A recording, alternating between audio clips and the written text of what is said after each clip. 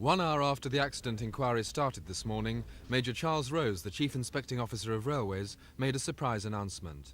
He said that the Transport Police intended forwarding a file to the Director of Public Prosecutions about the accident, and that because of that, he didn't expect Mr. Ronald Armstrong, the driver of the commuter train which crashed into the Freightliner, to give evidence because it could prejudice him. The collision in which 3 of Mr. Armstrong's passengers died happened in the evening rush hour at Wembley 4 weeks ago. His 75-mile-an-hour train smashed into an 880-ton Freightliner which was pulling onto the same track for a journey to Holyhead.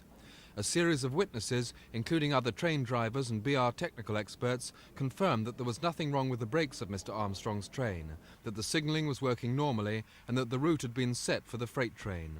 It had been given a green signal, while Mr. Armstrong's had received 2 warning signals to slow it down further along the track, and finally a red signal which he had driven through.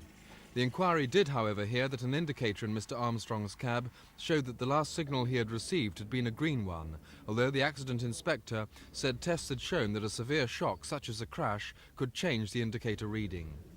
Later today, a British Rail official confirmed that 63-year-old Mr. Armstrong had been off work ill for some weeks before taking out the accident train. He'd worked on the railways since he was 14. The inquiry ended this afternoon with the inspecting officer saying he wouldn't draw any conclusion and would have to await the developments taking place at the Director of Public Prosecutions office. Simon Neve reporting on last month's Wembley train crash.